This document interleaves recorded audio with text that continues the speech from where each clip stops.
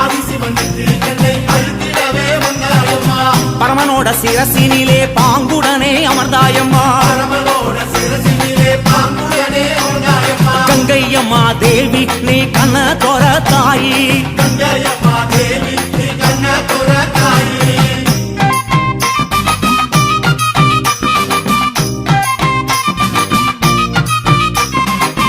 எழுக்கடல் சீமையெல்லாம் சூழ வந்தாய் கங்கையம்மா.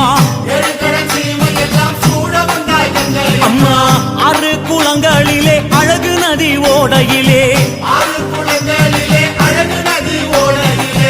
எரி குளங்களிலே எழுந்து விளையாட வந்த